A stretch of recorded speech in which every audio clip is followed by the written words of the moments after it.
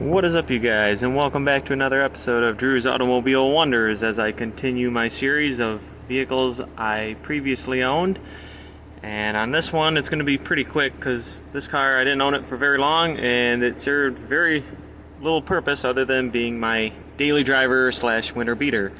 This here was my 1986 Pontiac Parisienne, and this car is the first B-body that I have owned, and I didn't imagine I would be owning a box B-body.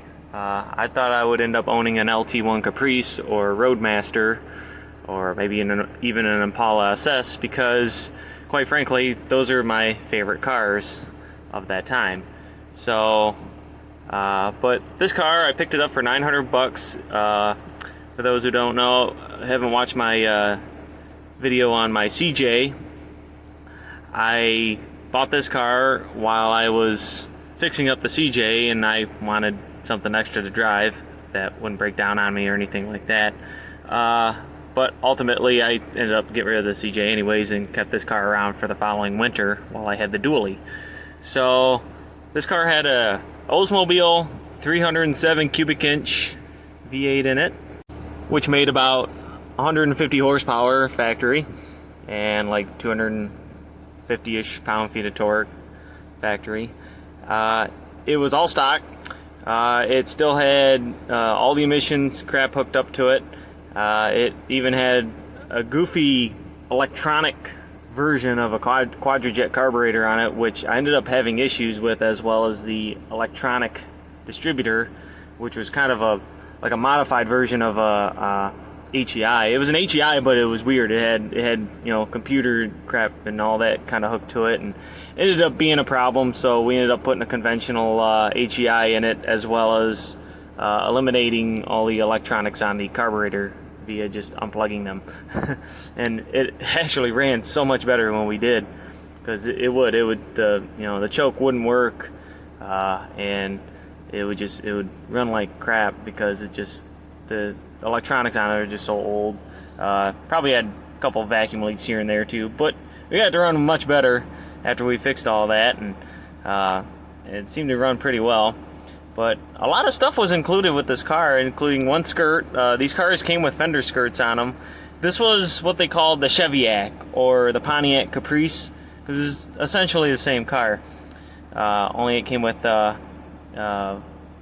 I believe it came with different engine options, including, I think the early ones did come with Pontiacs in them. But the later ones, I think, only came with a Chevy 305 and this motor, the 307. As you can see, the trunk was very clean inside, as well as the interior. The interior the carpets were pretty dirty in it, but other than that, the interior was, for the most part, clean.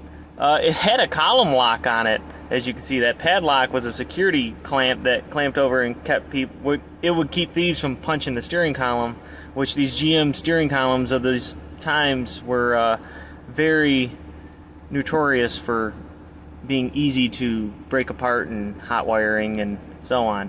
That steering wheel was cool, but the tilt was loose in it. The screw that's known to back its way back out, that holds the column straight when you move the tilt, was causing issues and making the steering wheel all wonky at one point. But I didn't really care about it because, once again, this was my daily winter beater. So had a little bit of damage on the fender there, as you can see, and it was rotted through. That was the worst part of the rust, though, was on that fender. It still had rust patches all around it here and there, especially in the doors and stuff. There was a little bit of rot on the back bumper too. But other than that, it was a pretty solid car. It was solid underneath. In fact, it was pretty clean underneath. The lines weren't rotted out or anything, which makes me wonder if this thing was possibly Z-barred at one time. But I don't think it was, though, if I remember correctly.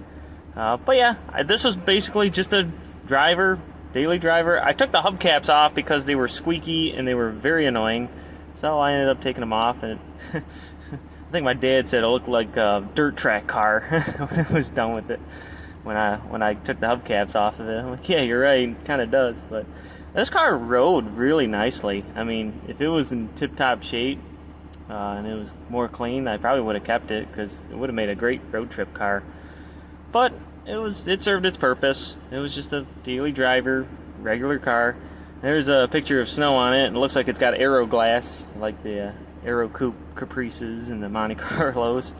That's why I took that picture. But it drove really nicely in the snow, especially considering the fact that the tires were not only odd sizes on the front and the back, but they were also pretty worn out. So I was gonna put new tires on it, but once again, I knew I was gonna end up not keeping it very long, so I wasn't gonna bother put the money into it.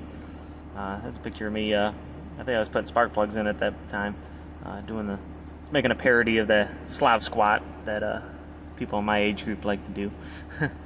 But yeah, all in all, this was a pretty nice car in terms of just being reliable and getting me to work and back. That's all this car was.